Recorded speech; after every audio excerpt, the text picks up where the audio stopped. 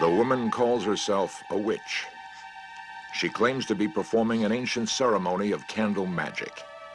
The power of the planets has been petitioned, and as the paper burns, a spell is cast. This rite of witchcraft is being practiced in Salem, Massachusetts, a place where people believed to be witches were once put to death.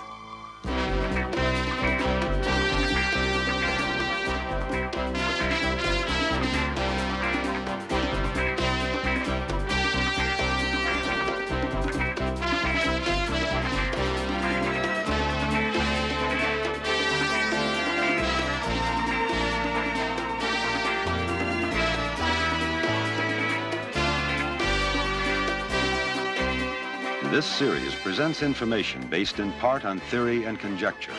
The producer's purpose is to suggest some possible explanations, but not necessarily the only ones, to the mysteries we will examine. Salem, Massachusetts is richly endowed with history and culture. For most of us, it is still best known as the site of America's witch trials. The past has left a permanent mark, and Salem has come to embrace the witch, at least in some respects. The witch is the town's symbol, and also a constant reminder of a reign of fear and terror. The witchcraft hysteria of 1692 actually began here, in the neighboring city of Danvers. It was once called Salem Village. Dr. Linda Caporal is a social psychologist. She has studied the witchcraft hysteria that once swept over the people here. Recently, she visited the Historical Society in Danvers. In December of 1691, 8 girls were afflicted with what the Puritans called distempers. These were characterized by delusions of one sort or another, by severe convulsive fits, by odd gestures and disorderly speech. The girls were examined and judged to be possessed. Several months later, accusations of witchcraft were made, and these were taken quite seriously by the community, and we have the beginning of witchcraft trials. In an atmosphere full of frenzy, the girls told the court of numerous people who they felt were in league with the devil. In 1692, witchcraft was a capital offense. At the end of the Salem witchcraft trials, 20 people had died. Nearly all of the victims were hung here, on Salem's Gallows Hill, now an old and deserted playground. At the cemetery in Salem lie the bodies of some of the judges who presided at the trials.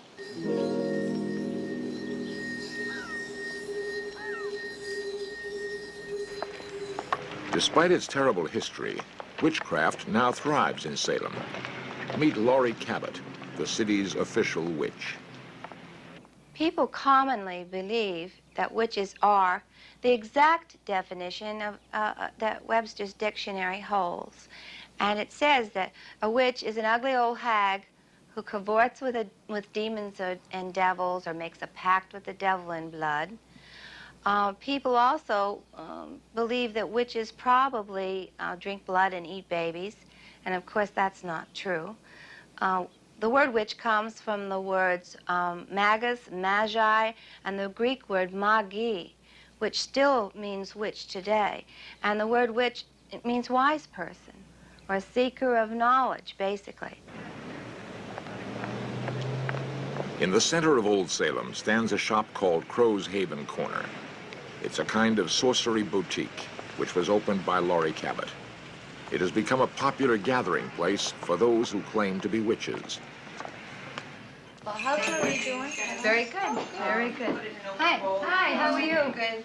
Listen, did that shipment of tarot cards come in? Yes, it did. It's in the back room. Okay, we'll go back. The shop has appealed to curious tourists, but it also stocks the herbs and potions that are needed by a witch. You sure you don't want to box No, for it's this? fine. I I'll can just wrap take it. them the way he Laurie's daughter, Jody, is an actively practicing witch. Okay, it has a wonderful scent, so if the person is someone that you know or would like to know in the area, it will, just by smelling the scent of the ribbon, it will attract. Laurie's younger daughter, Penny, will soon become a member of the coven. Welcome.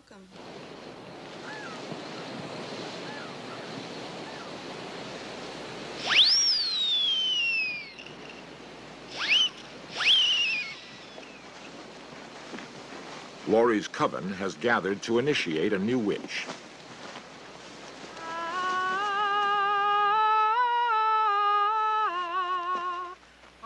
The initiate is Penny, Laurie's 16-year-old daughter. This rarely photographed ceremony is based on ancient rites. Today, it is an amalgam of many different practices gathered over the centuries and adapted to modern times.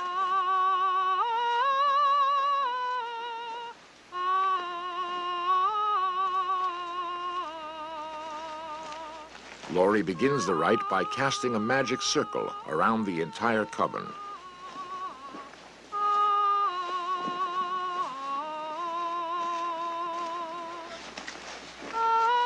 Each witch is then anointed.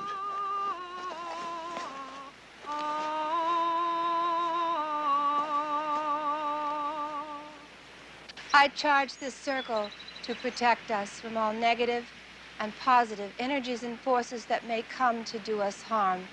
So mote it be. So mote it be. I draw into the center of this circle the energy of the universe and the wisdom of the pentacle. So mote it be. We bind your hands in infinity. We bind your creativity to the earth to aid us and help us. In the name of Isis, the Great Mother, and the Holy Maiden. Lady Day, unquiet Lady Day, with blossoms in her hair,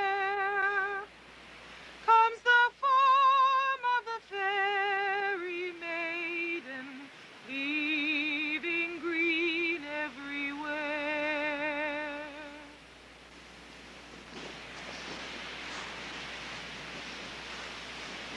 I charge you,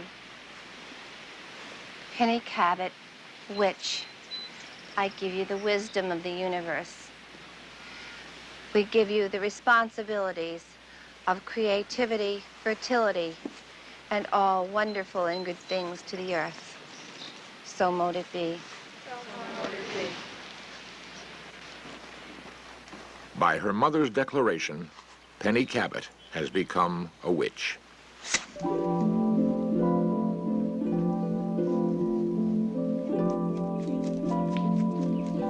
As a new witch in the coven, it is now Penny's duty to perform alone a sacred ritual. In a forest not far from Salem, Penny gathers the tools to cast a spell. From pine needles, leaves, and from her witch's cord, she will summon the powers she needs. The spell will be for herself. It will focus and concentrate her natural powers of witchcraft.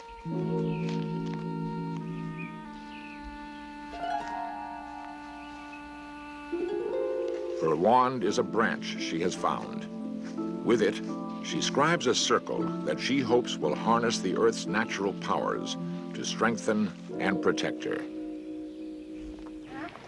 Today, in Salem alone, at least 400 people call themselves witches. All are active and deeply committed. Being a witch to me means being more aware of your surroundings, being able to use more of your mind and make the life around you work more for you and to help other people. I became a witch because my goal in life is to raise my consciousness, and it's a tool to do that. I'm a witch because it'll better myself and the people and animals around me. I became a witch just by basically getting involved in all occult matters and wanting to know about other phases of consciousness, which I think is really important because we don't use enough of our brain capacity to begin with. The best thing about being a witch is being able to use the vibrations of material things to work for you in the environment. I can control my environment through correct thinking, through putting the correct thought into the atmosphere, by concentrating. I don't think everyone should be a witch. I don't think it's for everyone, because to be a witch is a commitment. And to commit yourself, you have to spend a good deal of your life studying, learning about the world around you, various things. If we do healings, we have to know about anatomy. You have to be willing to make that kind of a commitment, and that's not for everyone. For Laurie Cabot and the members of her coven, witchcraft is not an idle interest. It is an integral part of their lives.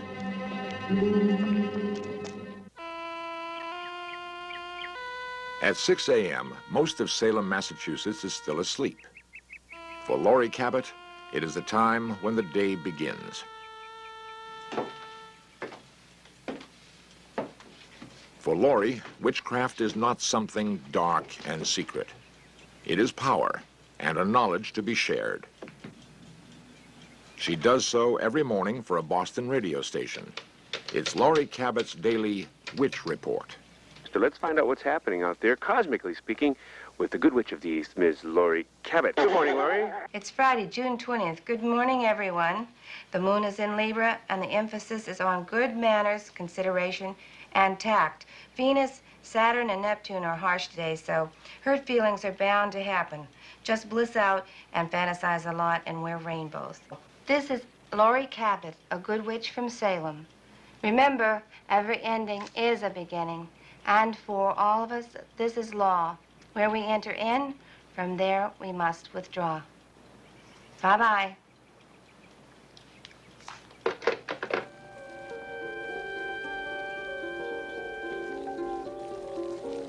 Like most witches, Laurie believes she is expert at making potions of all kinds. When the potion is nearly done, she imbues it with her own power. This potion is for protection and meant to be rubbed on the skin. I charge this potion to protect me from all negative and positive energies and forces that may come to do harm. So mote it be. The potion is a pungent mixture containing sea salt, vervain, frankincense, myrrh, and wolf's hair. 3 times a week, Laurie travels to the nearby city of Marblehead. The purpose of her trip is not to practice witchcraft, but to teach it to interested students.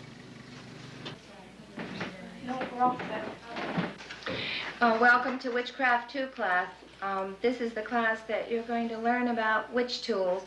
It's our most exciting class, of course. It's fun to learn about mixing potions and about magic wands that everyone thinks is so frivolous. Now, the magic wand varies extremely. This is sterling silver. It has the pentacle on the top. We have potions, and we know potions are organic perfumes, and we're going to learn how to make a potion for every sign in the zodiac. We're going to also learn how to make our own little spell kit. This is a healing spell. Orange for Mercury, that's to aid healing. In here is something very simple. This is sea salt, and this is going to prevent illness. What we're going to do is teach you the culmination of all these things so that you can put them together and actually perform or put a spell together and do your magic and use your energy and your power to heal or to change things, maybe change the weather. These are very important tools for you. June 21st for most of Salem marks the beginning of summer. For witches, it is a high holiday, a time for celebration and worship. It is the summer solstice. Laurie Cabot conducts a magic circle with her coven. I charge this circle to protect us from all negative and positive energies and forces that may come to do us harm. So mote it be. So mote it be. On the solstice, we draw in the energy of the sun and Jupiter into this place. We allow it to circulate in this circle. So mote it be. So mote it be.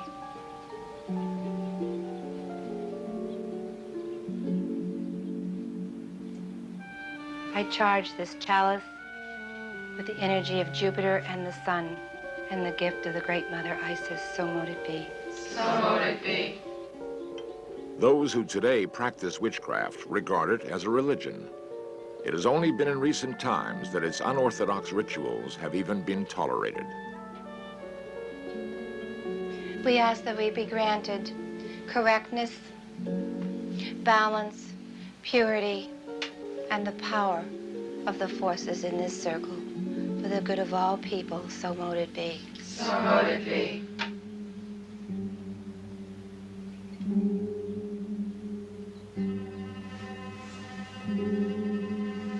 We now hold this energy within our bodies. The witches now form a cone of power, uniting and concentrating their energy. Finally, the magic circle is uncharged.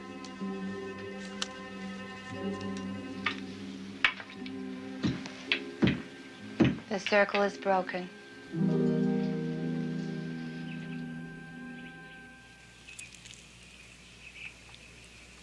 If Laurie Cabot had practiced witchcraft in colonial Salem, she most certainly would have been hanged.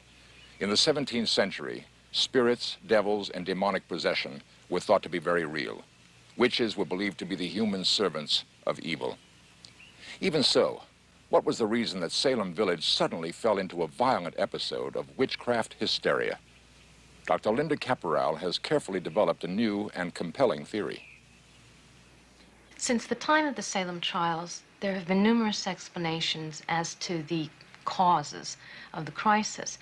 And these explanations include that there was mass hysteria, that there was fraud, that the girls were play acting, and that they falsely accused people. Another explanation is that there was indeed witchcraft in the neighborhood, that the girls had been involved with it and became mentally ill as a consequence of their guilt. These explanations are not really adequate because they don't address the originating causes of the symptoms, which first caused the Puritans so much concern. I think that the original causes of the girls' behavior, and behavior was what started the crisis, was eating contaminated bread, and that the bread is contaminated with a parasitic fungus known as ergot. Ergot is a fungus which grows on grain, most especially on rye, and it has a number of potent pharmacologic agents in it, especially one called isoergine, from which LSD is derived. Was the Salem witchcraft hysteria the result of demonic possession or of a then unknown form of chemical poisoning? The symptoms that are alluded to in the trial records are pinpricking, choking, disorderly behavior, convulsions, hallucinations. These are all the kinds of symptoms that you would expect from convulsive ergotism.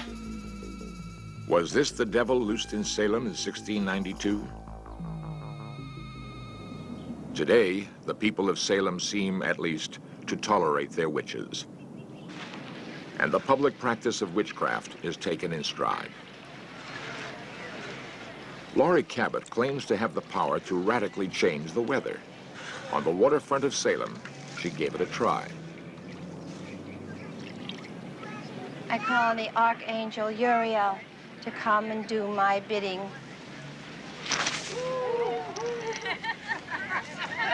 I call on the Archangel Gabriel to come and do my bidding.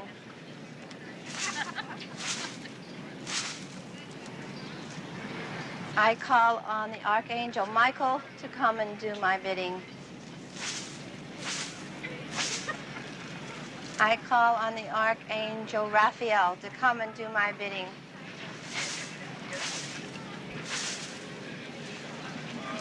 We ask that this be granted. The weather did change a little, but no one seemed to mind. I don't have any objections to witchcraft in Salem at all. I enjoy it. It's good for my business. I don't have any objection at all. I think if they want to practice witchcraft, they should be able to. I think it's great that they're doing their own thing. The witchcraft stories that go around here draw a lot of people in. Well, it's clear that in the Bible, the witchcraft is condemned, and the people who are practicing it are not condemned if they're willing to give it up later, but I feel like they're just postponing the fullness of life they might enjoy if they look to the true source and not just some playing into the devil's hands, which they're doing whether they're conscious of it or not. All the witches in Salem don't give us any problems. They're very law-abiding. People often ask me, do you think the witch trials are over in Salem, or could witches be persecuted again? And I have a feeling, because of our lack of education, there's a possibility through people's belief systems that it could happen again if we do not educate ourselves well enough. People need, excuse the expression, scapegoat, somewhere to put their anger and their unexplained happenings. But if they really knew what we know, it could never happen again. We don't intend it to happen. It won't happen to the witches of Salem, I can guarantee you that. Despite the horrifying past, witchcraft in Salem is alive and well and determined to survive. The witchcraft hysteria that swept through Salem nearly 300 years ago ended as quickly as it began. Many of the accusing girls made poignant public apologies, and Massachusetts became the first state to remove witchcraft from its catalog of capital offenses. Perhaps the worst of all demons and devils are ignorance, intolerance, and fear.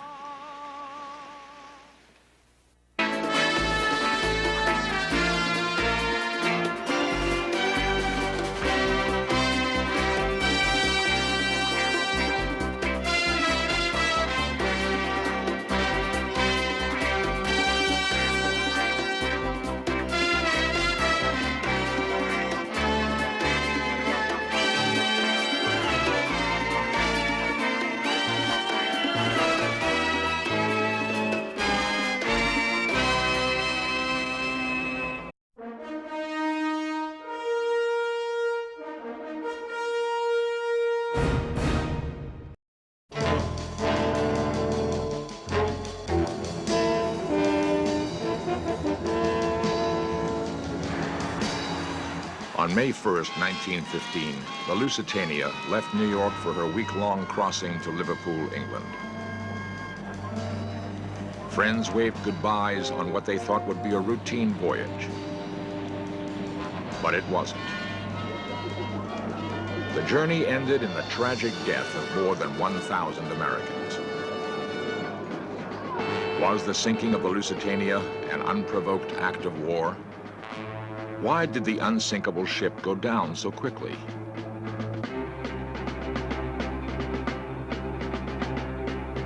Public opinion ran high as the blame was laid squarely on Germany. But was the German Navy solely responsible?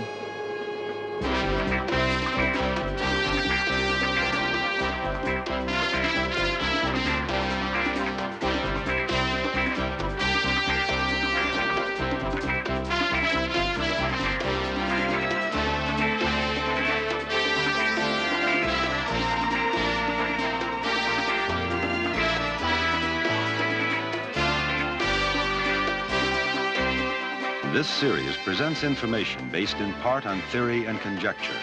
The producer's purpose is to suggest some possible explanations, but not necessarily the only ones, to the mysteries we will examine.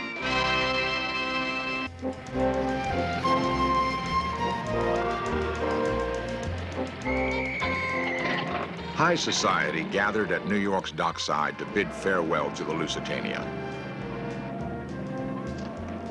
Passengers paid little regard to company leaflets warning them of German U-boats in the Atlantic.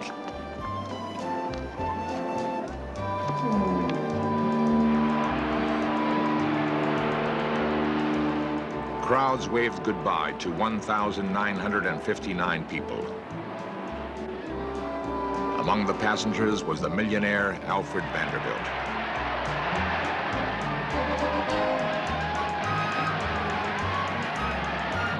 The Lusitania was the largest, the fastest, and the most luxurious ship of her time. With a top speed of nearly 26 knots, she had recaptured the blue ribbon from her German rivals. Now, ostensibly to save fuel, one of her 4 turbines had been shut down. It caused a reduction of speed that would put her at a fatal disadvantage if she was forced to outsail a hostile German ship. It did not seem to matter. The United States was neutral. It was unthinkable for the Lusitania to be attacked. Passengers relaxed in the splendor of the lavishly furnished staterooms.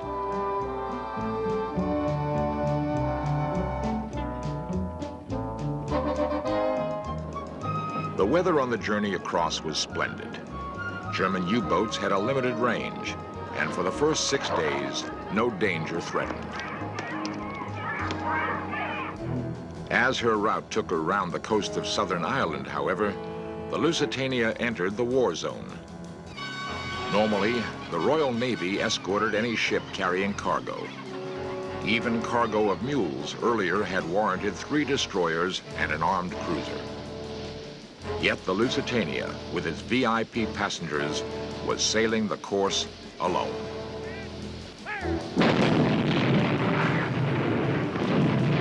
There had been warnings. And advertisement of the Lusitania's sailing times was accompanied by a notice from the German embassy advising passengers that they traveled at their own risk. German U-boats freely roamed the high seas and scored some spectacular successes.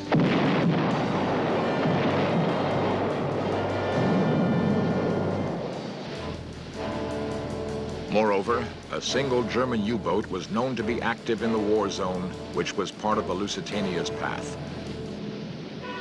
It was commanded by a Captain Schweiger, who had once attacked a hospital ship without warning.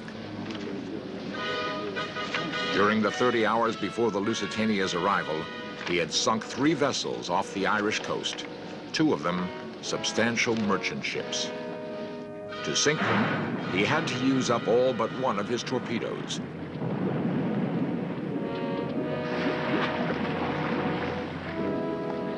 As he awaited the Lusitania, he surfaced to regenerate his batteries, and his crew relaxed in the warm spring sunshine.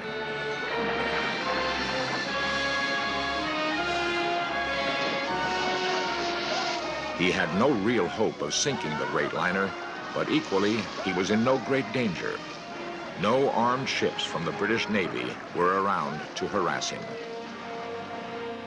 Off the old head of Kinsale, he again submerged, waiting beneath the calm waters. An hour later, the Lusitania was sighted. The fateful meeting was about to take place.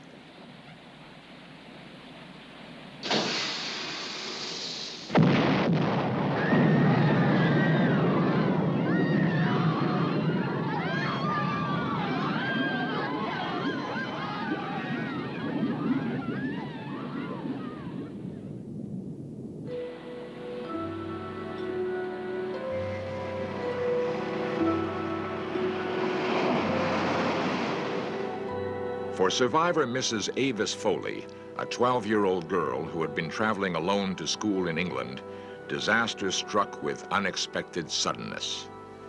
We were enjoying a delicious lunch, which was simply marvelous. The meals were all marvelous on the boat, when suddenly the whole boat was shaken by a tremendous blow. Some people say there were 2 torpedoes, but my recollection is that there was only 1.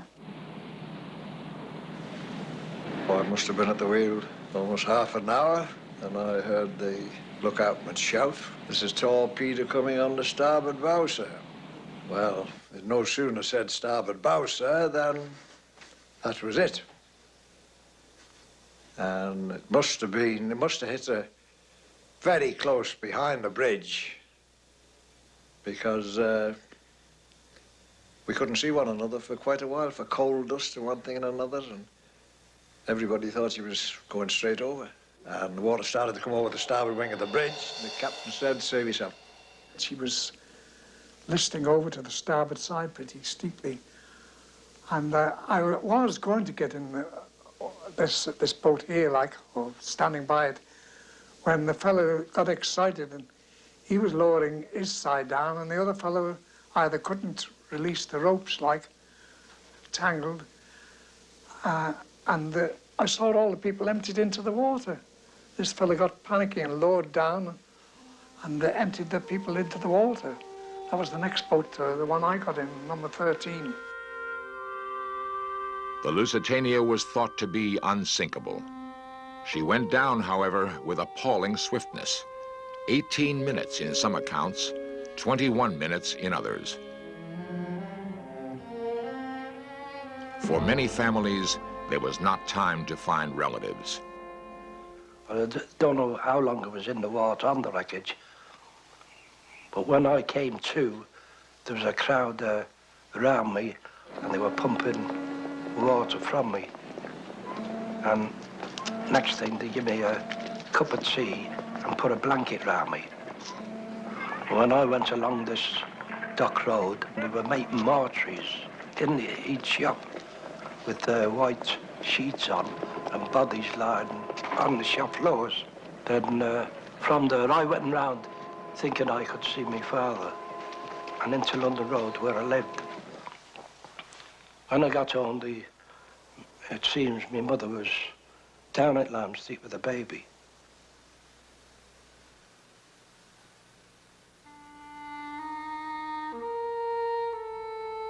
The shock of the tragedy was felt on both sides of the Atlantic. 1,201 men, women, and children died. For several days, crowds lingered at the railway station in Liverpool, where survivors were brought, hoping against all odds that a familiar face would be among them. Most were disappointed.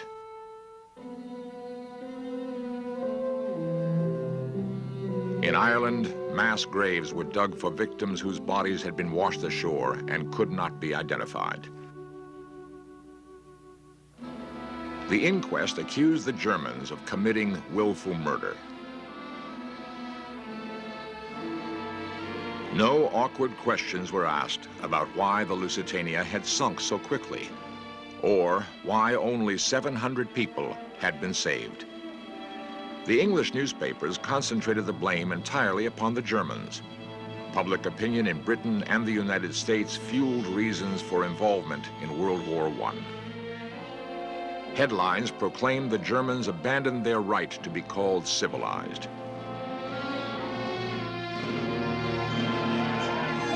Violent mobs demonstrated against the Germans and broke up shops owned by German nationals.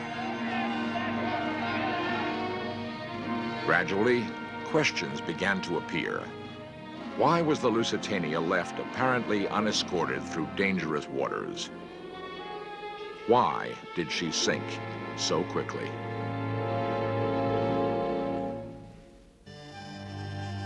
After the sinking of the Lusitania, local boats worked non-stop, bringing survivors and bodies to Queenstown, where high street shops were turned into improvised mortuaries. The dockyard has been long deserted by the British Navy.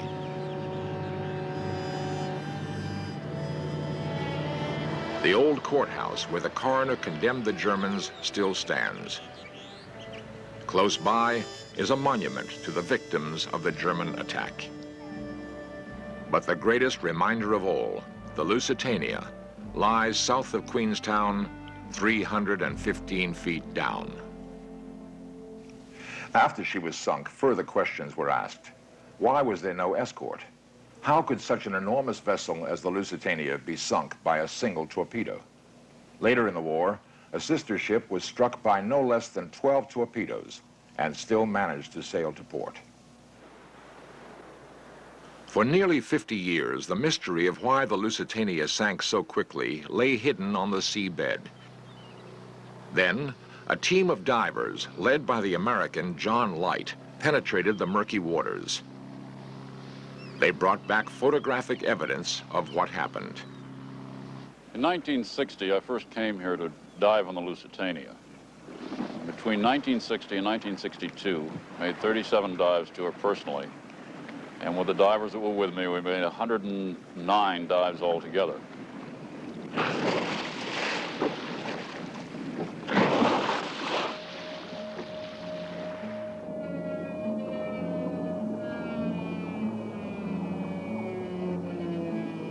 divers found the vessel split in half.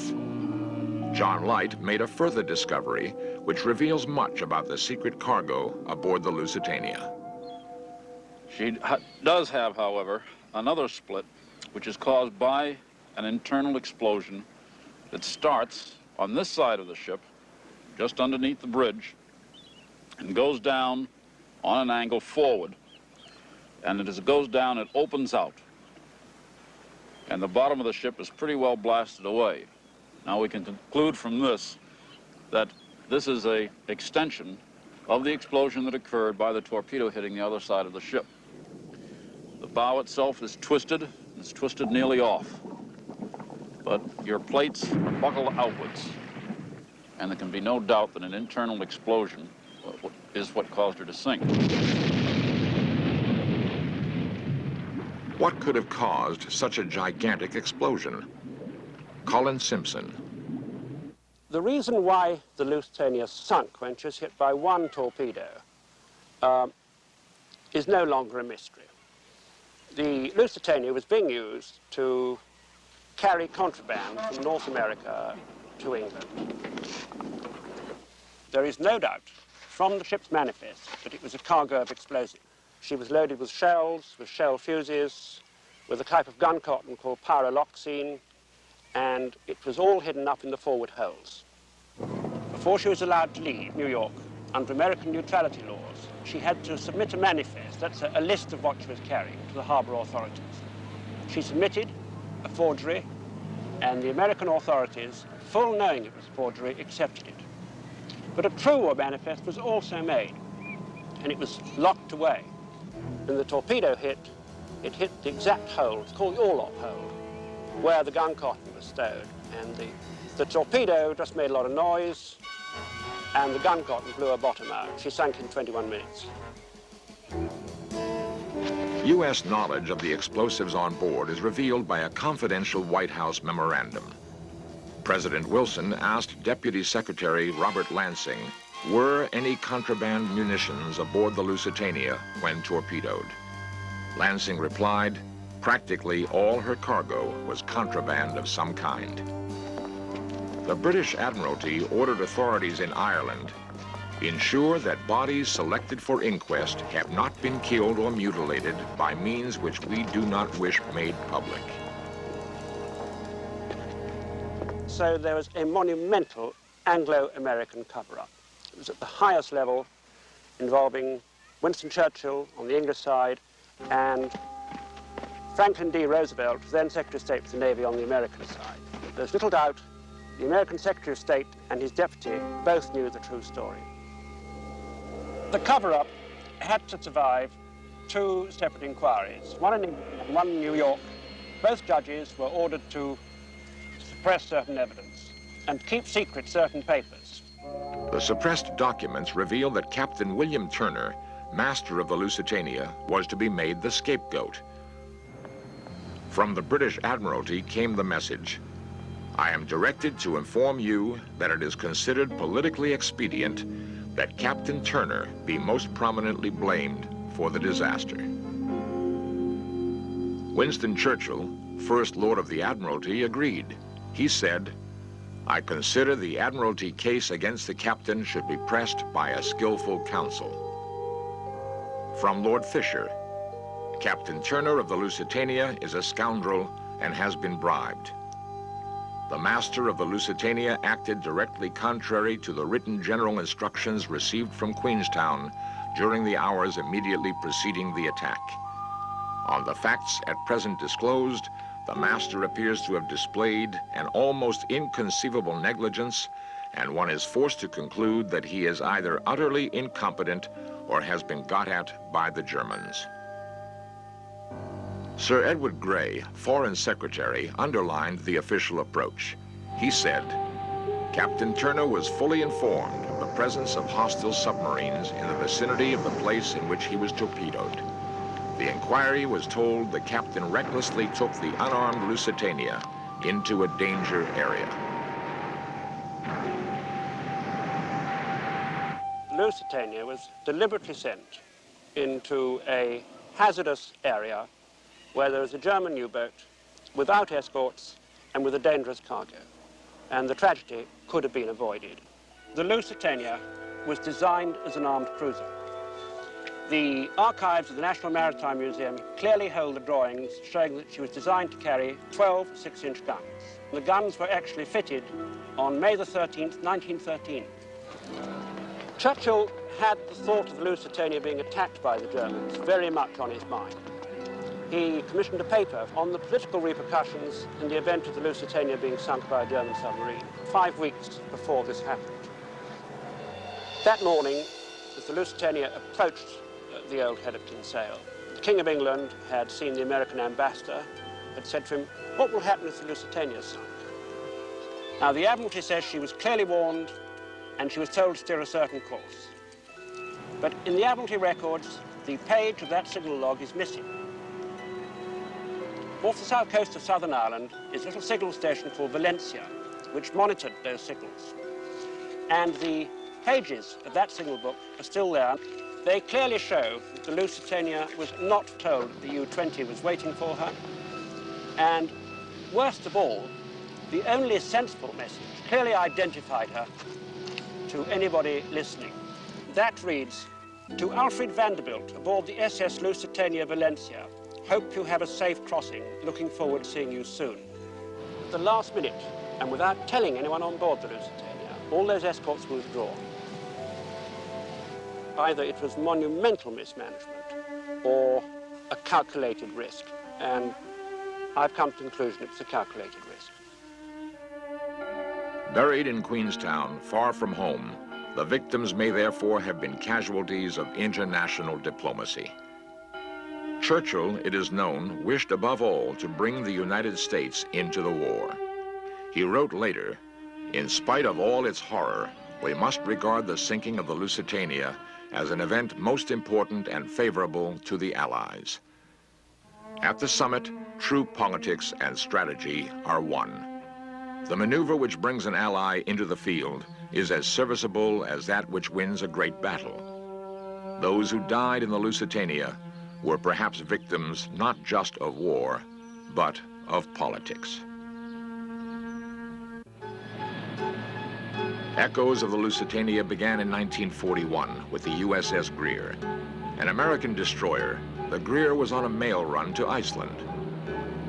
A British patrol plane spotted a German submarine and alerted the USS Grail. The Grail began to aggressively track the U-boat.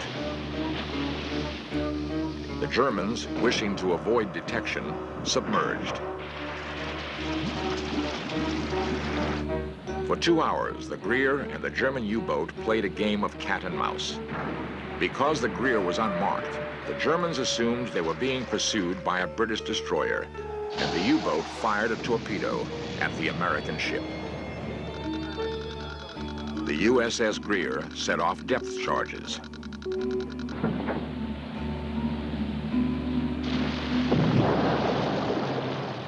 In spite of what Hitler's propaganda bureau has invented, in spite of what any American obstructionist organization may prefer to believe, I tell you the blunt fact that the German submarine fired first upon this American destroyer, Grail, without warning and with deliberate design to sink her. Just as the sinking of the Lusitania speeded America's entrance into World War I, the Grail incident provided the same two leaders, Roosevelt and Churchill, with reasons for stepping up America's hostilities toward Germany prior to World War II.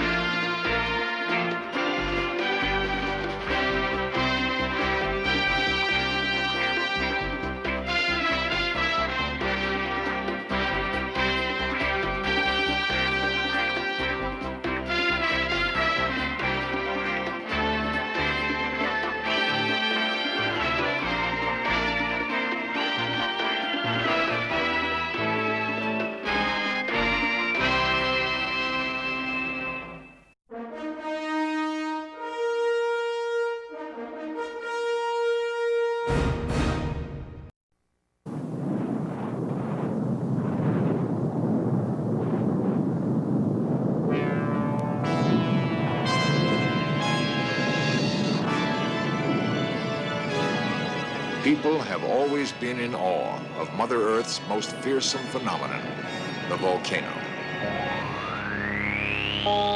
Some of the most majestic peaks of Western America rise along the Cascade Range. Deep within these peaceful-looking mountains rumbles a power capable of devastating cities, of destroying cultivated lands, of causing horrible deaths. This unrecognizable landscape of devastation used to be Mount St. Helens. Mount St. Helens is just one of many Cascade volcanoes. Which of these slumbering giants might awaken next?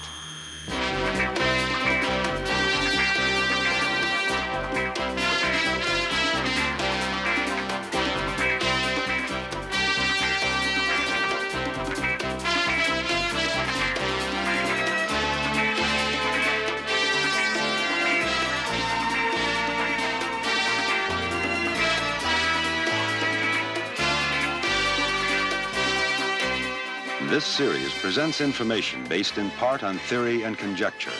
The producer's purpose is to suggest some possible explanations, but not necessarily the only ones, to the mysteries we will examine.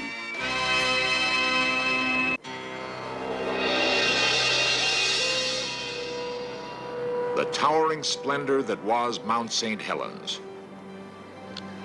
Her green slopes were the home for thousands of forest creatures, the refuge of nature lovers. Thousands hiked her trails. Families camped beneath her trees. Loggers harvested her vast forests. Vacationers came to fish along the banks of Spirit Lake, nestled high on the slope of the mountain.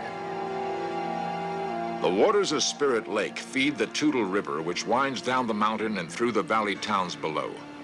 Towns which had never thought of danger from the volcano that loomed above, until the spring of 1980, when the mountain began to heat from within. Her shroud of ice and snow began to melt. She began to shudder and swell, angrily belching forth steam and rock. Then, on May 18th,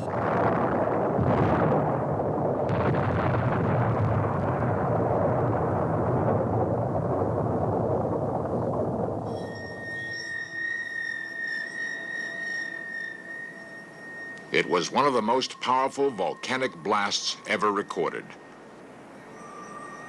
Over 200 square miles were destroyed.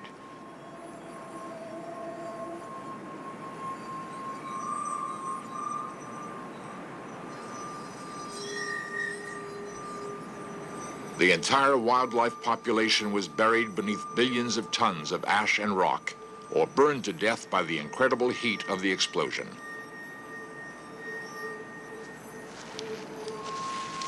Acidic ash rained from the sky, smothering the few trees left standing. The icy blue water of Spirit Lake turned to boiling gray mud. It surged over its banks, combining with the enormous volume of glacial melt. This wall of water and mud raced through the bed of the Toutle River, inundating the countryside below, devastating farms, homes, and lifestyles. Mrs. Adrian Johnson was with her family on the Toutle River the night the muds came. When the mud started to come, which was in the evening around 7:30, it was incredible. You just couldn't believe that it would take everything.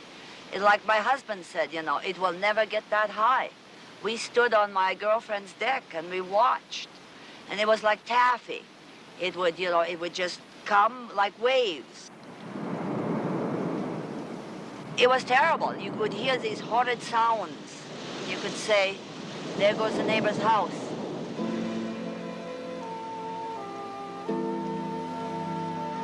We used to have neighbors here. Now the only time that they come by is to see if they can salvage something. The solitude now, it is just devastation. You get up in the morning and all you see is destruction.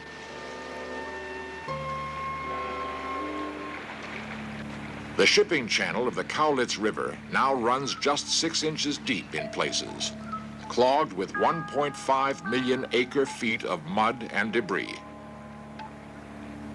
Nearly 500,000 fish died from suffocation and heat. Hundreds of human lives might also have been lost were it not for the planning of people like Cowlitz County Sheriff Les Nelson. We started our action, of course, with this volcano. Most people relate to it as being of May the 18th. March is when this department had to start thinking about getting into action, and because of the threat and the information that we received, of course, we were concerned about our people. An evacuation plan was developed. Warning brochures were distributed. The county went into action. Involved in these activities was Under Sheriff William Stewart. Prior to the eruption on May the 18th, we had set up several roadblocks into the dangerous areas around the mountain, warning people who came to those roadblocks that it was dangerous. Yet they still went in, and we feel that a lot of the ones that are still missing are there because of ignoring our warnings. Yes, people did die at Mount St. Helens. Many are still missing. Luckily, though, there are no towns dotting her hillside or lying at her base, like those at Mount Rainier, Mount Hood, or Mount Shasta. How many lives might be lost when those mountains erupt? When Mount St. Helens last erupted in 1857, her activity continued for 25 years. This time, how long will her rumbling go on? We're still on an alert where we're not comfortable. My personal feeling, and that's all that I'm expressing here, however, based on some conversations with the geologists, is that I think the mountain's going to blow again. Maybe not in the magnitude, but I don't think that thing's ready to go back to sleep. At Centers for Volcanic Study, like the University of Oregon, much knowledge has been gained. Molten material is tested. Rocks are analyzed. Temperatures and measurements are taken. But a real understanding of the volcano still eludes the scientists. Noted volcanologist Dr. Alex McBurney of the University of Oregon. Basically, a volcano is any vent through the Earth's crust by which molten material is able to rise to the surface and flow out. There are many different types of volcanic activity, all closely linked, which correspond to distinct types of volcanoes. Shield volcanoes are built up from very fluid magma, which escapes from a tubular vent and pours out in all directions. The shield volcanoes of Hawaii often produce flows of lava which cover everything in their path. Stratovolcanoes include all volcanic cones formed by alternating lava flows and accumulations of fragmentary material, such as Black Butte in Northern California. The type of eruption that occurred on Mount St. Helens is the most deadly. It is known as a Palean explosion. The activity that started in March at Mount St. Helens was not altogether unusual for that type of volcano. The same is true of Mount Rainier, for example. It's had a number of large eruptions of this kind in the past. You can't predict with any precision whether another eruption like this might happen elsewhere in the Cascades. One of the things that we did learn in this eruption is that it's very dangerous to make any kind of predictions or even generalities on what a volcano might do. You can say that something is not very likely to happen, and then sure enough, that's exactly what does happen, and then everybody ends up calling you a fool. We find ourselves asking, would there be enough warning time to save homes and lives when other Cascade volcanoes like the sleeping giant Mount Shasta begin to awaken from their deceptive slumber?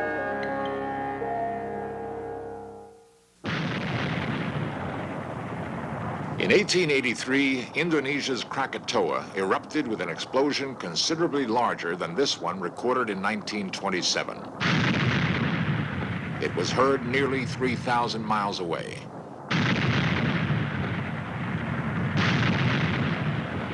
One of the most devastating volcanoes of all time, Krakatoa claimed the lives of more than 96,000 people. The volcano produced such large quantities of material that parts of the Indian Ocean became impassable.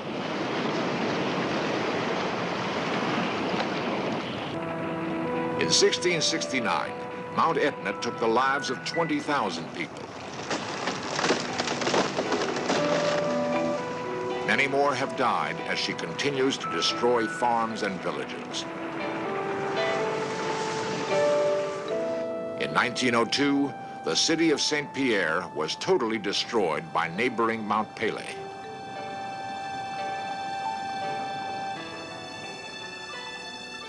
"30,000 people were killed as the result of a highly heated hurricane-like blast estimated at 12,000 degrees centigrade.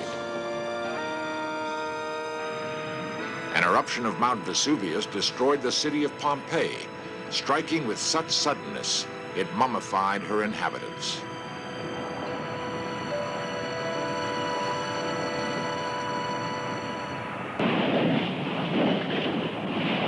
How many more lives will be lost to these rivers of lava as they are released from deep within the bowels of the earth?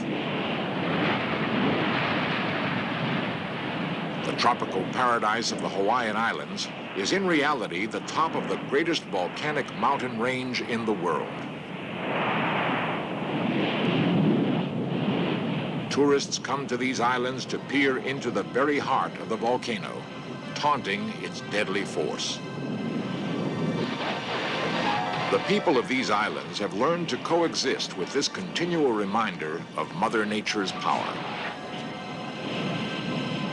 Do we know enough about volcanoes here or anywhere else in the world to be really secure, to be able to relax believing we would be warned in time should a volcano erupt with deadly force? Scientists tell us that the Cascade Range of the American Northwest is a time bomb of volcanic activity. These volcanoes may erupt within 200 years or 2 days. Which one will next erupt? The ethereal Mount Hood last erupted in 1801. Will her future activity bring death to hundreds of thousands? Mount Mazama was totally destroyed in her last eruption, leaving only the shimmering crater lake. When will the stillness of her waters be shattered from within? The ice-laden Mount Rainier was last heard from in 1882. If she were to erupt tomorrow, what would happen to the populations of Seattle, Tacoma, Olympia? Mount Shasta, the mystery mountain of California, last erupted 200 years ago. Will she last another year? The area around Mount Shasta is a lush recreational region. Her slopes welcome skiers in the winter. The air here is clean. The fishing is great. The hunting is some of the best. And the risk of death by a volcanic eruption is far greater than at Mount St. Helens. Yet people seem to have balanced this risk with the joys of living here. 12,000 people make their homes in the towns that lie in the shadow of Mount Shasta. When Mount Shasta erupts, scientists predict with certainty that these towns will be devastated. The towns of Weed, Mount Shasta, McLeod, and Dunsmuir. The inhabitants of these towns have come to accept their situation and have developed emergency plans. What if Mount Shasta were the next to erupt? Would its beauty be destroyed, leaving a path of desolation like that of Mount St. Helens? How many lives would be lost? Would the people of the neighboring towns at the very base of Mount Shasta be warned in time to escape? Here, in a simulated evacuation created for our In Search Of cameras, residents and officials of the little town of Mount Shasta demonstrate what might happen when the mountain springs to life. The resort town of Mount Shasta appears peaceful enough, but it lies in the path of potential destruction. How will this picture change if the volcano that looms above it begins to heat up? Advised to begin evacuation, the National Guard will be called in by the governor. Federal agencies will stand by, ready to add their support.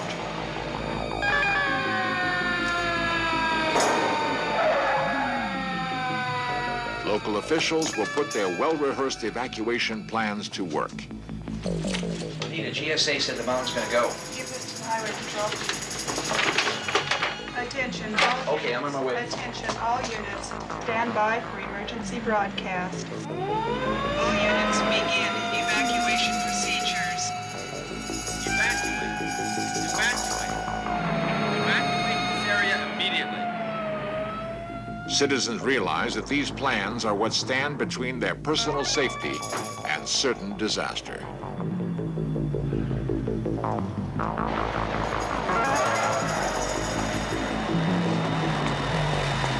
Equipped with special maps of the region, pinpointing farms and mountain residences, the California Highway Patrol will join forces with local officials in an effort to evacuate surrounding rural and recreational areas.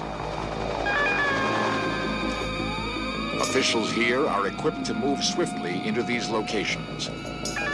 These vast regions are often filled with campers and hikers, people they fear may be unable to hear the warnings. This is a hazardous area. Must evacuate. Evacuate. Evacuate immediately. Evacuate. This area is closed. We've got two more.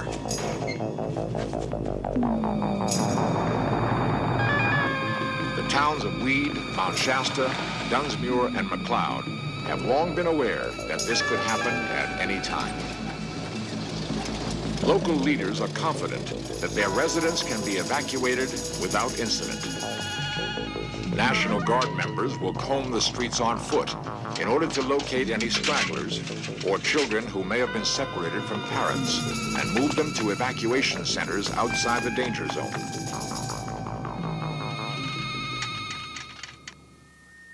If all goes as planned, the warnings will be heeded.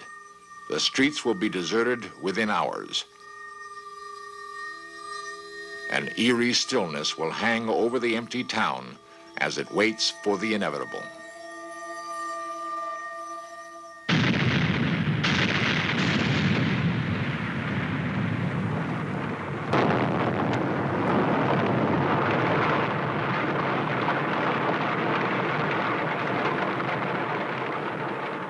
No, it hasn't happened yet. Mount Shasta still stands. The eruption you just saw was created by our In Search Of team through the use of a model. Still, some scientists believe that Shasta may be the next of these slumbering giants to awaken. How can we predict when it will happen? The seismograph gives scientists an indication of volcanic activity, but it has not proven to be an accurate tool of prediction. Volcanologists are developing the magnetometer. They feel this instrument's predictive accuracy can be proven. However, will magnetometers be distributed throughout the Cascade Range in time? With all of their machinery and knowledge, scientists were unable to predict Mount St. Helens eruption. Perhaps there is another predictive tool that should be explored, the human mind. With her sensitivity to harmonic tremors, Charlotte King displays an amazing accuracy. It started out with a severe migraine headache, which I've had since the 18th of March. And ever since that time element, the pain has increased and decreased with the mountain activity. And prior to the 18th, on the Friday before, the pores in the back of my hands opened up and I had bleeding in the capillaries on my hands and my cheeks. I had a severe headache. I was beginning to tilt a little bit to the left of my body. I was having trouble maintaining balance. And when the evening of the 17th arrived, I got up to turn the TV station about 8 o'clock and directly walked right into a wall. At that point, I made a phone call to the TV station and told them it would go within 12 hours. 12 hours and 12 minutes later, the eruption of May 18th occurred. As we watched, our In Search of cameras captured one of Charlotte's remarkable experiences. Something must be happening on the mountain right now because the pain is very intense. It's coming in waves. This is the type of pain I've had with the harmonic tremors, and it comes on very suddenly like that and hits very hard. At that exact moment, 10:56 a.m., June 25th, tremor activity was confirmed by the United States Geological Survey. Will we be forced to rely on Charlotte King to tell us when Mount Shasta or other Cascade volcanoes will erupt? We attempt to understand the phenomenon of the volcano in scientific terms. Yet even in today's world, the Native Americans' understanding of the ways of nature may prove the more accurate. Cowlitz Indian Tribal Chairman Roy Wilson. Today, as we hear the rumbling of Mount St. Helens, we hear the spirit of the mountain speaking to us of Mother Earth's concern for the life that she sustains. The spirits of our own departed who were buried on the mountain are coming back in spirit retribution against the white men who desecrated our graves, who denuded the mountain with clear-cutting the forests, damming up the rivers, and covering the sacred places. We hear the spirit of the mountain speaking out that unless we change our ways, there will be greater destruction.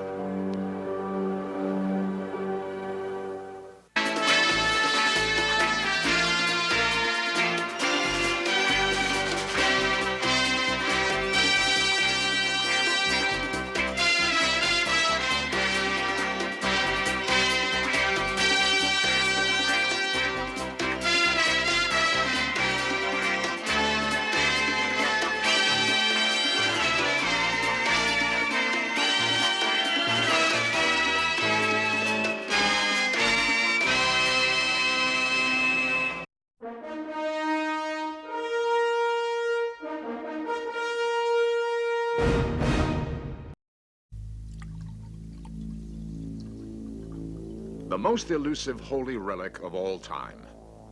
Was it the chalice Jesus used to celebrate the Last Supper?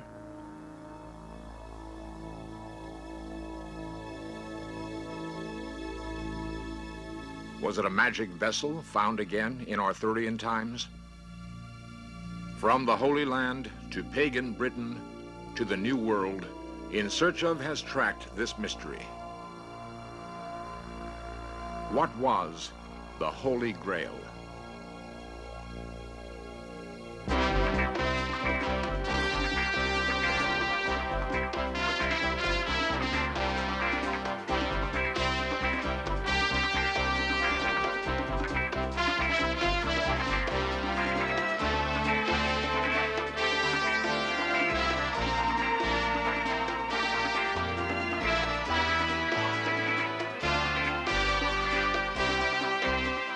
This series presents information based in part on theory and conjecture. The producer's purpose is to suggest some possible explanations, but not necessarily the only ones, to the mysteries we will examine.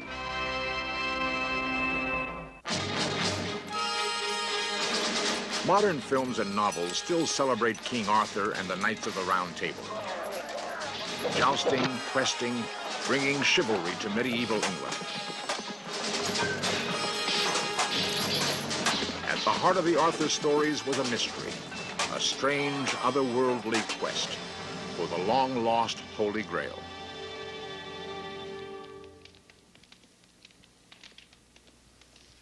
There are 47 surviving romances of King Arthur and the quest for the Holy Grail.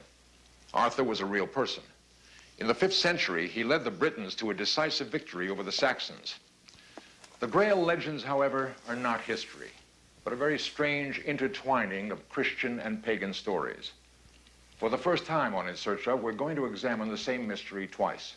First, as a Christian legend, and second, as a very ancient pagan myth. The image of the Last Supper derives from medieval art. The events are chronicled in the Gospels. Jerusalem, 33 AD. 13 humble Jews gathered to celebrate Passover, a ritual unchanged since the time of Moses.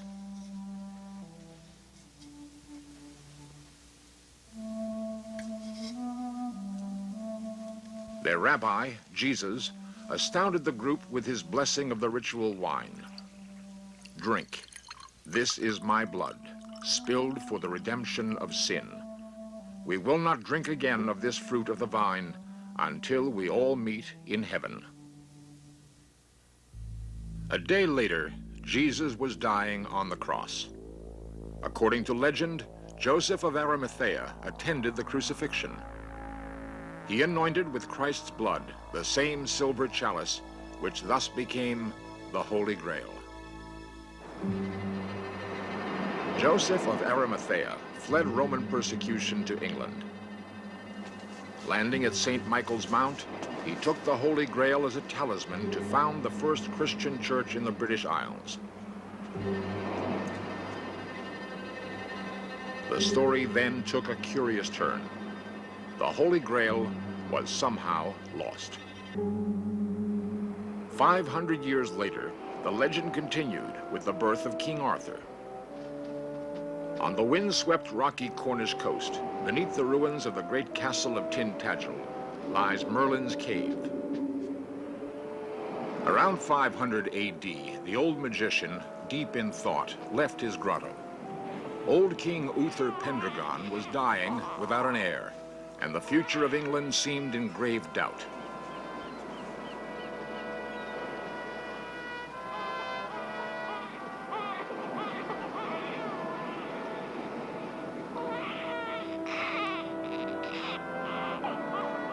He found an abandoned baby and recognized that this was an auspicious moment.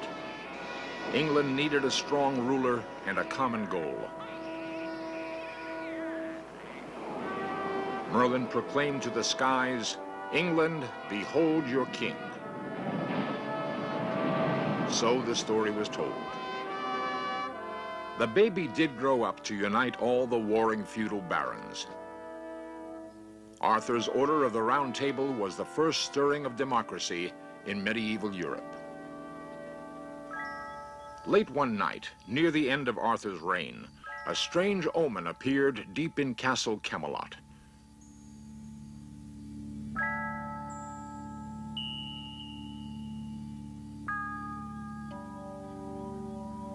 King David's sword, embedded in a rock.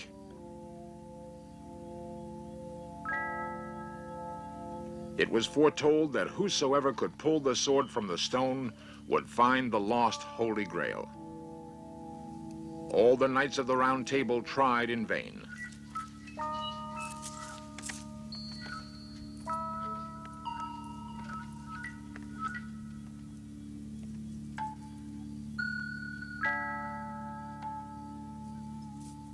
Even Lancelot, the strongest man in the world, had to admit that force alone was useless.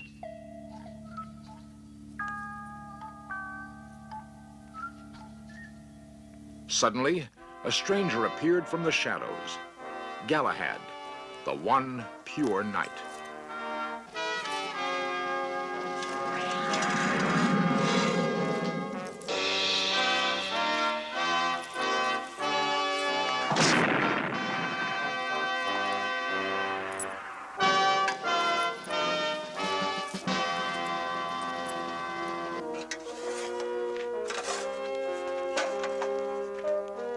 All the knights wanted to follow Galahad in search of the Holy Grail.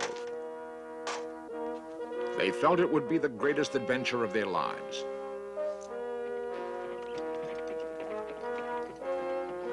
12 knights and an army of attendants left Camelot.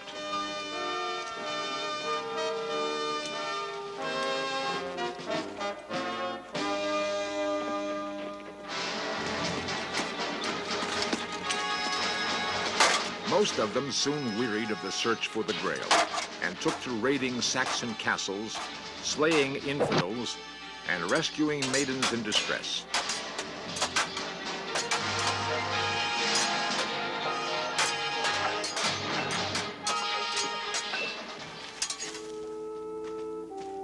Too worldly to pursue the Grail, they were soon decimated by unlucky battles and spiritual impurity.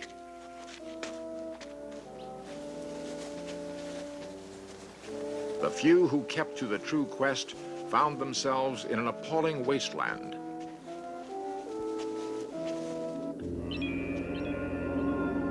Lost in a dark forest. They came upon ruins older than any of them could imagine.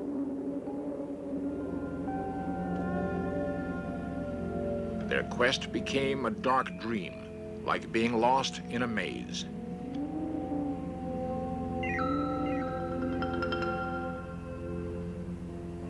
Finally, half dead from wounds and starvation, they came to the enchanted castle of Corbenic, where it was told the Grail itself was hidden. Only 3 knights were left. Sir Percival, who had never known a woman,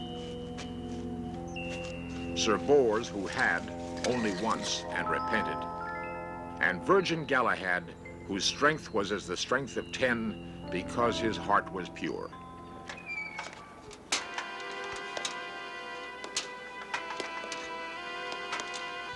They found the castle guarded by the 3 deadly sins.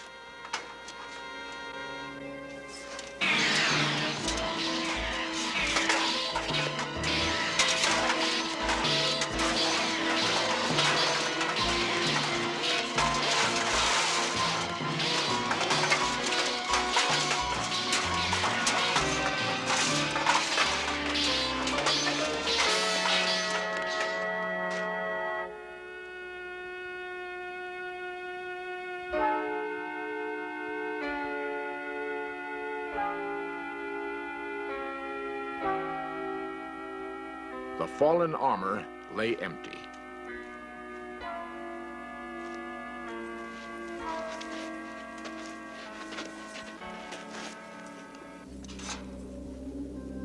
Inside the castle, they had to climb 7 levels. Like Robert Bruce and the Spider, 6 times they lost their way, until the 7th attempt to penetrate the ultimate mystery.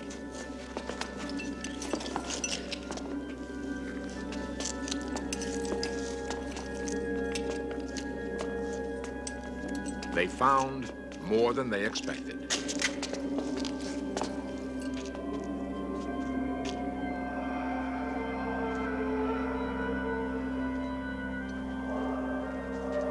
The Grail had been guarded for 500 years by the wounded Fisher King, preserved in a terrible state of agony until the proper magic question would be asked.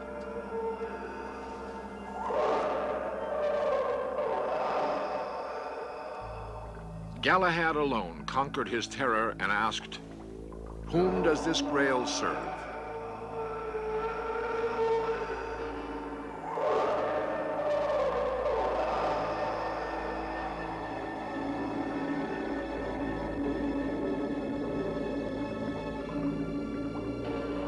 The Grail came forth with a light no man could tell, and changed shape in a fashion no man could fathom, and the wasteland was restored to fertility.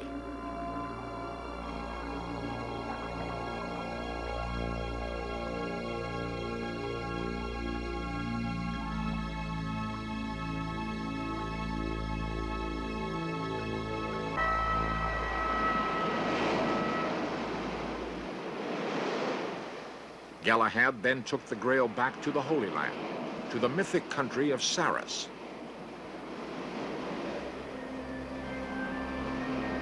What was this Saras? It was not told. In Antioch, Syria, in 1910, an ancient silver chalice was unearthed beneath 1,000 years of rubble. Scholars traced the progress of the chalice through secret deals to Paris. It was then sold to the Cloisters Museum in New York, where it is now kept under top security. It was recently discovered that the outer cup of gold encloses a fragile inner cup of pure silver. This new evidence led several top historians to pose the question, is the inner chalice, the Holy Grail, found at last?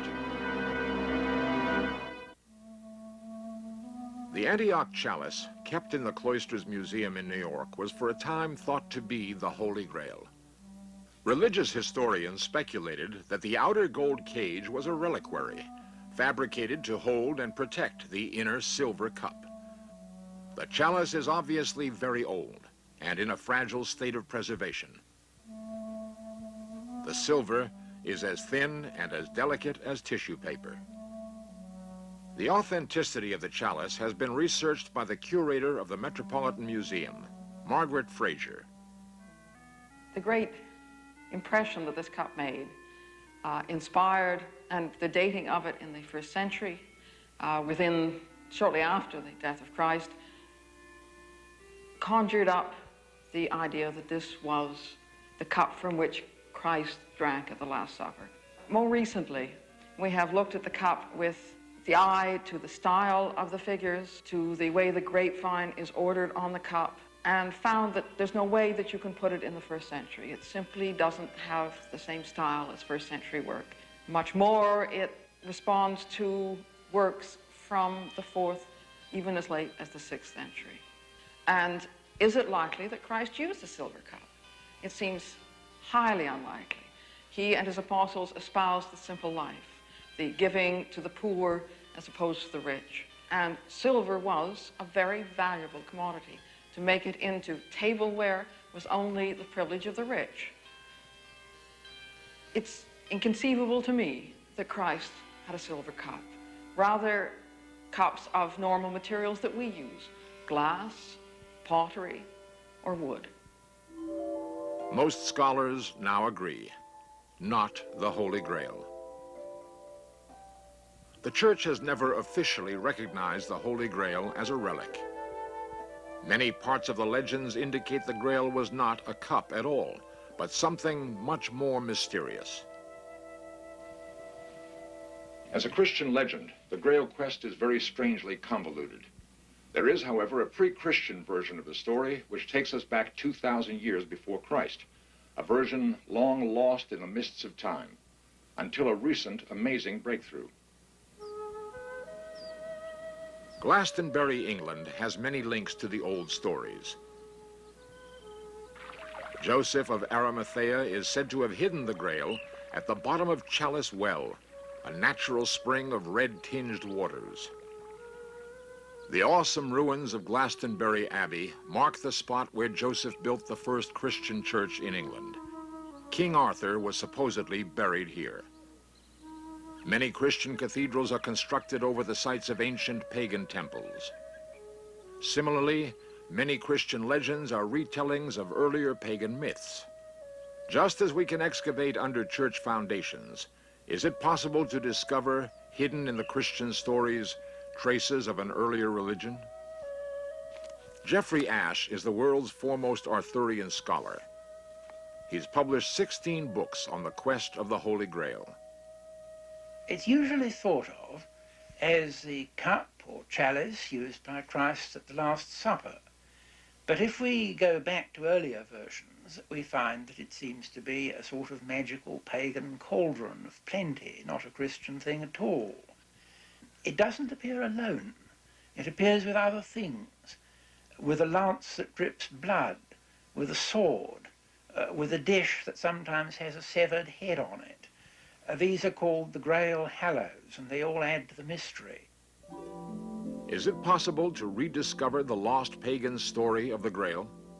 Near Glastonbury Abbey is a very strange mound, 500 feet high and 2,000 feet long. Glastonbury Tor. The most uncanny aspects of this famous landmark are the obviously man-made terraces cut deep into the sides, still visible after 4,000 years of erosion. Some years ago, an Irishman, Geoffrey Russell, put forward a rather interesting theory that these are the remains of a prehistoric maze which was cut in the hill for some ritual purpose thousands of years ago, and that people used to spiral up it by a long, long, complicated circuit going round 7 times, up and down and round and back. And he suggested that this was the origin of the whole idea of the quest of the Grail, that people came here to thread a maze to some sort of initiation, ritual, mystical experience when they finally got to the centre. I lived by the Tor, but I had never really gone into it until a year or so ago. So I spent a very hot afternoon walking round and round the Tor, seeing whether Russell's maze worked, and I thought it did.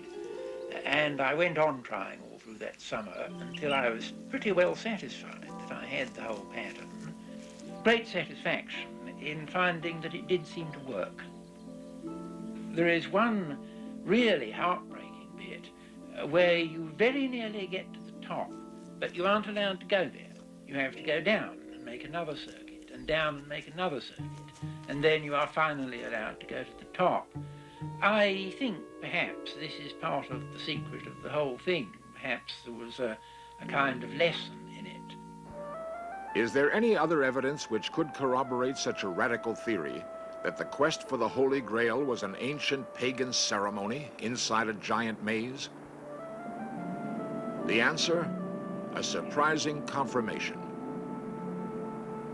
At Tintagel, where legendary Arthur was born, ruins of a Saxon fortress still stand guard over the Cornish coast.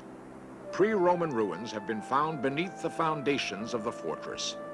Ruins which date to the time of the ancient megalith builders in Britain, the time of Stonehenge.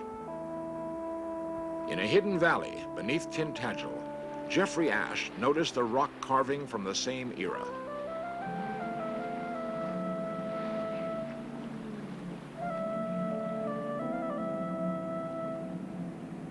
As a double maze, this is the Mother Earth symbol of a long-forgotten religion. The same sevenfold spiral has been found in ancient Crete, Pompeii, and as far away as the Hopi Indian lands in America. No one had noticed any similarity between a small circular rock carving and a 2,000-foot-long hill until Ashe obtained aerial photographs of the Glastonbury Tor. At first, he couldn't believe his eyes.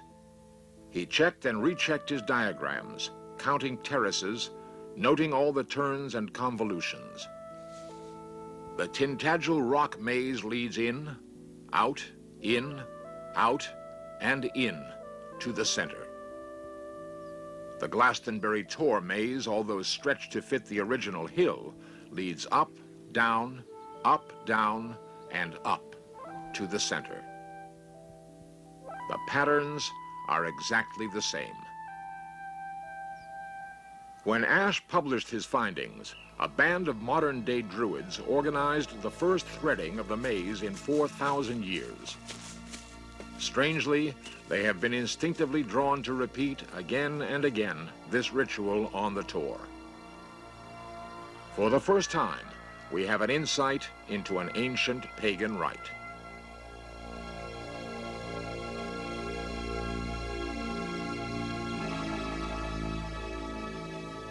An archaeological dig could corroborate this theory that the maze on Glastonbury Tor was the original quest for the Holy Grail. If so, the nature of the Grail itself, the prize at the center of the maze, is still open to speculation.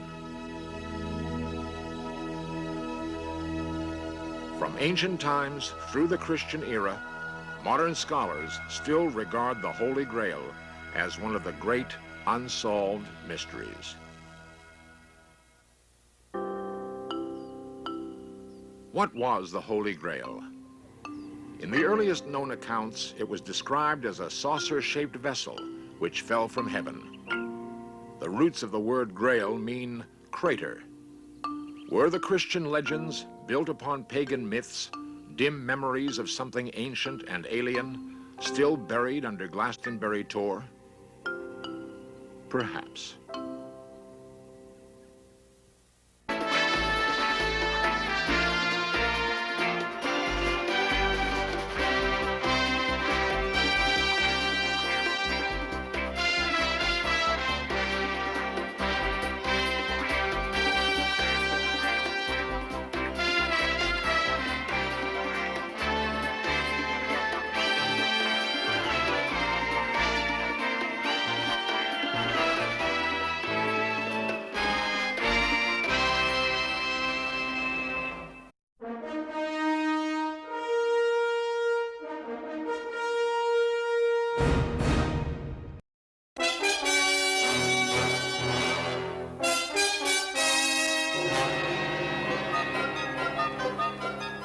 Recent archaeological discoveries in the People's Republic of China are changing America's concept of its own history. From ancient historical records, we hear of a Buddhist monk, Hu Shen, who by his own written account appears to have landed on the American continent in 458 AD. Did the trail they took lead them to Central America? Now, new discoveries off the coast of California may furnish proof that America was discovered by Chinese explorers over 1,000 years before Columbus.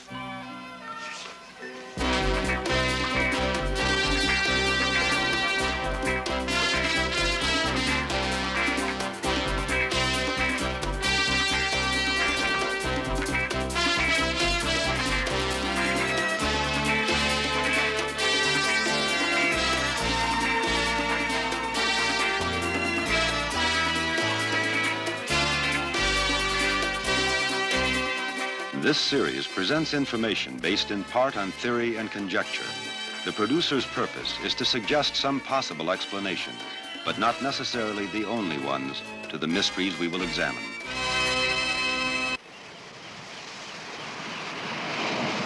The rocky coast of Cape Mendocino in Northern California is one of the places where some scientists believe Chinese explorers landed on our shores many years before Columbus. Larry Pearson, a marine archaeologist, searches beneath the seas for evidence of such voyages. Larry is one of the few respected scientists who believe there is an element of truth to be found in ancient Chinese tales. The Chinese memorialize their legends by staging historical pageants. One story tells of a skillful magician who, when sent on a secret journey by his emperor Qi Huangdi, returned with reports of a land far away across a vast ocean. Presenting his report, he stated that it was a land of mighty rivers and mountains. Here, strange people dwelt whose gods granted them the gift of the elixir of life. He pleaded for this gift of immortality for his master, but it was denied him. He claimed it could only be parted with in exchange for rich gifts. 1,000 noblemen and beautiful maidens were required, together with skilled craftsmen. Excited by the prospect of eternal life, the emperor gave leave to proceed. The magician gathered together a large group capable of starting a new colony. They built the necessary ships. The fleet set sail and was never heard from again. 10,000 miles away and 2,000 years later, Larry Pearson travels the coast of Northern California to investigate Indian legends.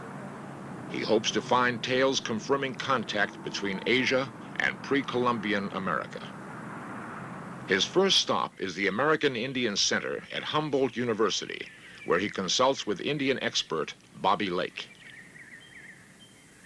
The Pit River Indians and the Pomo Indian tribal group of northwestern California have an ancient myth or legend or folklore that talks about a giant bridge which went from this area across the ocean to another race of people who they felt or thought or believed were Indians, but their skin color was different. It was more yellowish.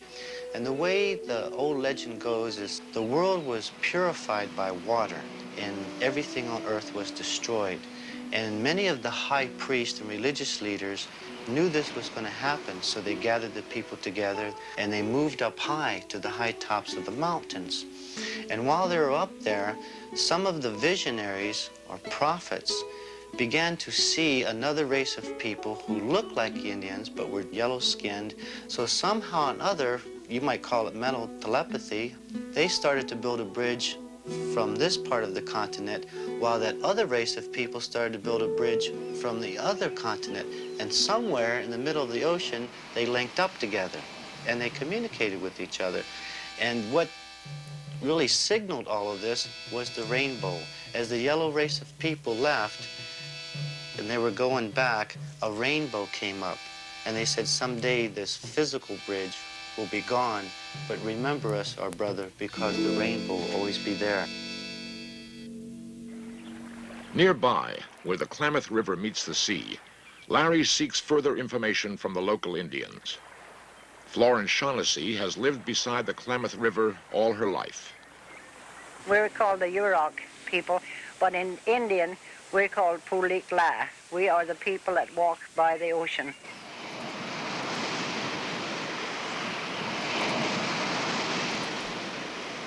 To add to the evidence of Asian influence, there are legends of shipwrecks along the northwest coast. The story was that they found parts of Chinese junk along the coast near Tillamook, Oregon. And so they had the divers go down, and they did find that it was old. So they figured that the Chinese came over, got caught in a storm, probably all perished, or maybe some of them swam ashore. And they say that some of those Chinese must have survived, and then they went inland, and there was Indians, living all around the coast there, that they intermarried there because some of the Indians from certain parts of Oregon are slant-eyed, and their skin is just a little different color than the Bronze Indians. The Japanese current flows eastward along the 40th parallel, then merges with other currents and reaches the coast of California. There it splits, one half flowing north to Alaska, the other moving south along the coast of Mexico. At the division, a churning occurs, which is so furious that many vessels riding upon it have been dashed to splinters.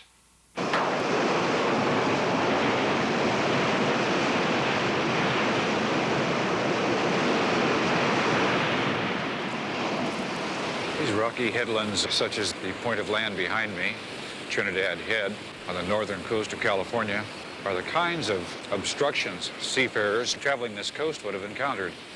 These sites, of course, are historically known as very high hazard areas, graveyards of ships.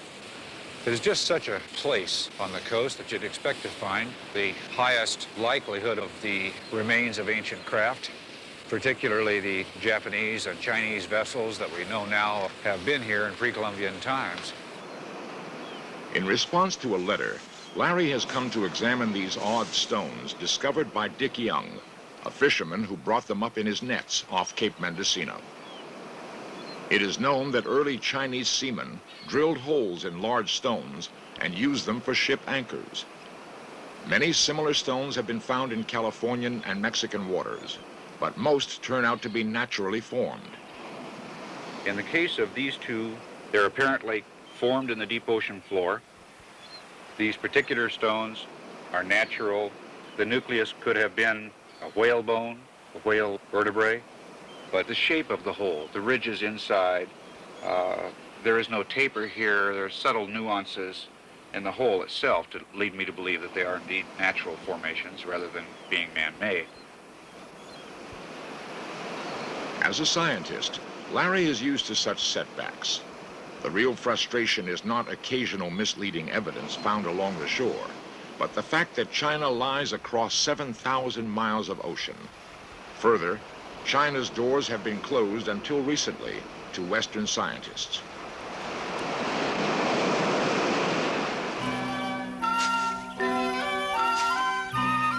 On a recent trip to the People's Republic of China, the In Search of crew filming in a rural area found some large old stone rollers on a farm. We were interested to learn that these rollers had often been used as ship's anchors in early times. They are still used by some Chinese riverboats today, ships of ancient design called junks. They are basically river vessels used by fishermen for centuries. In the famed Peking Museum, we found evidence that much larger seagoing junks once existed in the distant past. The skeleton of a giant sailing vessel has been uncovered.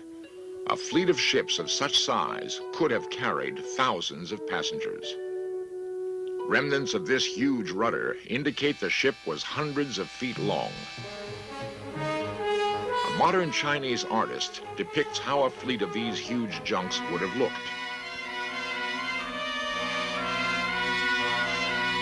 Marco Polo told of long sea voyages made by the Chinese as they traded with such faraway places as India and Persia. but these were coastal trips. Could Chinese junks have survived long voyages in the open Pacific? To prove such a voyage possible, journalist Kuno Knoebel and a group of fellow adventurers built a sailing junk as close as possible to ancient design. They named it the Taiki. Their plan, to catch the Japanese current to the North American coast, then southward to Central America. Despite calms and storms, all went reasonably well, until midway. They discovered the ship was under attack by thousands of sea worms, burrowing into the wood and undermining the hull. It was then that the typhoon hit.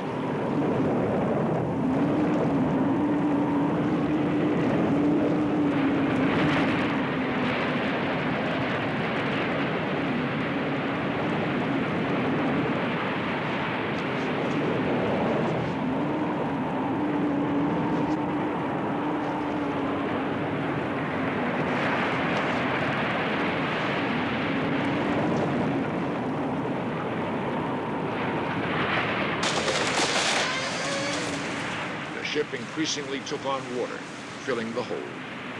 To stay afloat, the crew pumped frantically day and night in mountainous seas.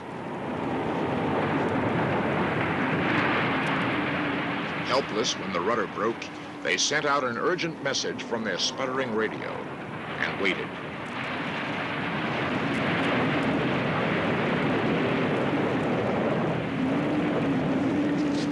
Their message had been heard. First, a Coast Guard plane from Juneau arrived, dropping supplies. Shortly thereafter, they were picked up by a freighter, from which they watched their dream, the Taiki, lurch aimlessly away, lost over the horizon. In spite of shipworms and storms, they did pass the midpoint in their journey, proving that ancient junks were capable of lengthy voyages in the open sea. There are other discoveries which could prove that early Chinese explorers did complete such voyages 1,000 years before Columbus.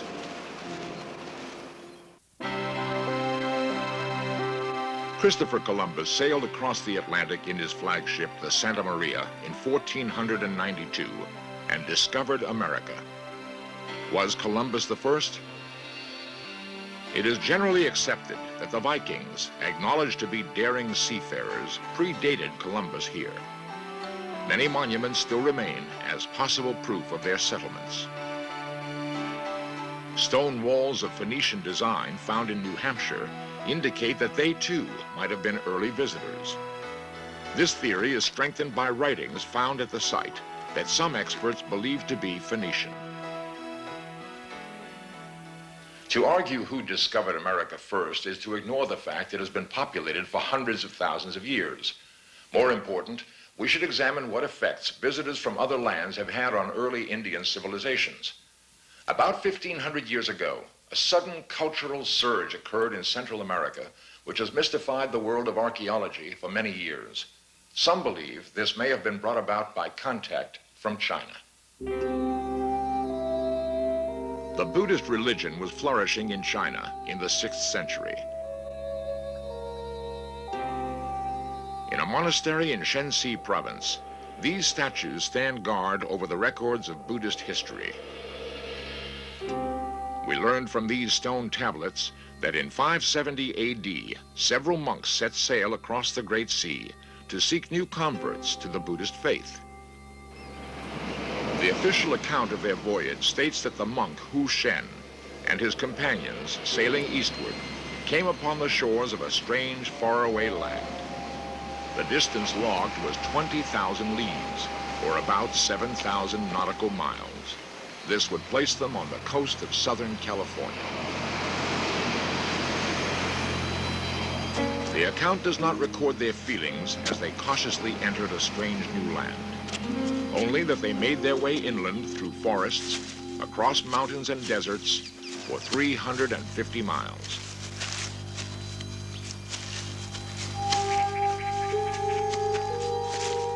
At last, They stood on the rim of a great canyon, banded with many colors.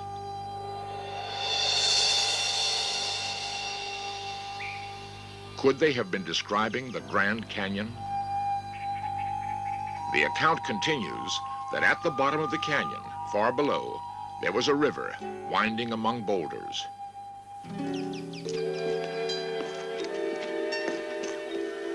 Making their way south, they crossed a great desert where the inhabitants ate the purple fruit of a strange tree they called the Fu Song tree. Was this a cactus? Finally, they came through dense jungles, arriving, some believe, in Central America, just prior to the great cultural flowering of the Mayan civilization.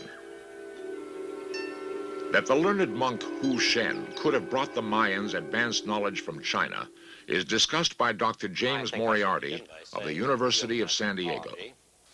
I hold with many archaeologists that Central American and Mexican cultures, early ones, may very well have been influenced by some type of Asiatic contact. My reasons for this are not unique, and they're found in the works of many who since the 1800s, late 1800s, have worked on these problems. During the Han Dynasty, a certain type of bull with certain kinds of feet was a prominent feature of that culture. You will find similar bulls in some Mexican cultures.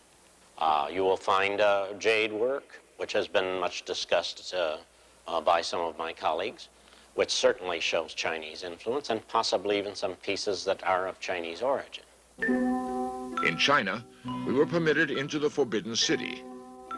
The former imperial palace is now a museum, housing special relics of the past. We were allowed to film the ancient jade soldier. The soldier's body, in burial, had been completely encased. It is significant that jade burial masks of the same period have been found in Mayan excavations.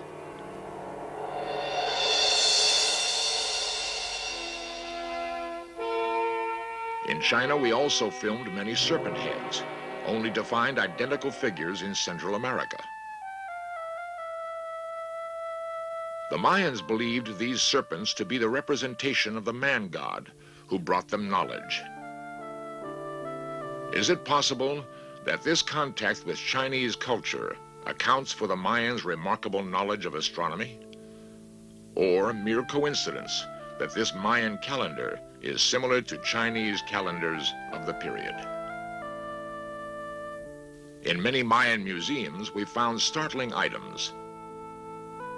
There were never any elephants in America, yet this Mayan relief depicts one.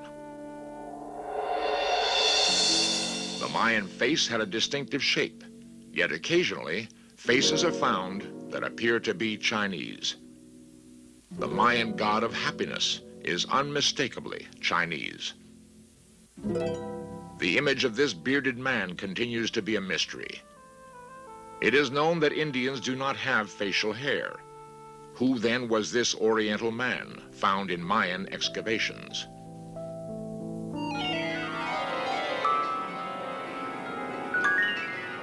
Recent discoveries from the ocean floor may provide answers to some of these questions.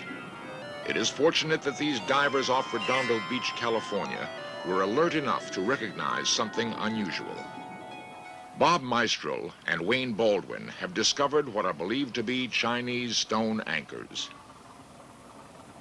We were out scuba diving one day, and the water was dirty, and we started looking for other things other than lobsters. And I noticed this stone that had an indentation in it. And I started scraping the little rocks and shells off, and I noticed the hole got deeper and deeper and deeper, and so I lifted the stone up, and it had a perfect hole in it.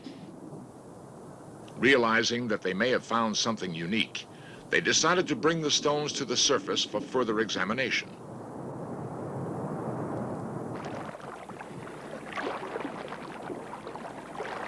We found 5 more, raised them, and brought them into the shop. This large stone here that you see weighs over 1,000 pounds. As we were raising it, it just broke the surface, and then itself broke in half and dropped to the bottom. Two questions must be asked regarding any of these possible anchors. First, are they from China? And second, how old are they? Of all the unusually shaped stones that have been found, there was only one example which was datable. That would be the stone found at the Patton Escarpment site. Samples were sent to Dr. Wang, who is a Chinese geologist.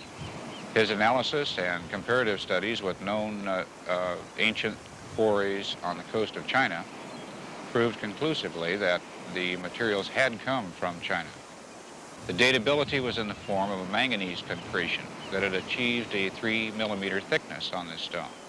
The rule of thumb rate for manganese accretion is about 1,000 years per millimeter, allowing a 50% error.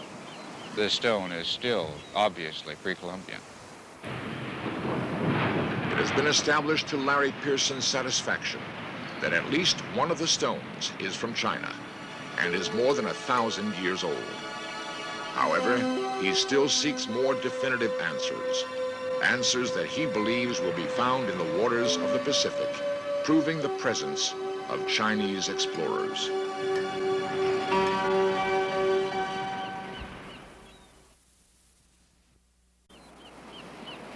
The possible presence of Chinese explorers on our shores does not negate in any way the contribution made by Christopher Columbus. His is still the honor of founding the first continuing settlement of foreign visitors in the New World. Perhaps more important than who was first is the recognition of the valor of all those brave men who ventured into the unknown.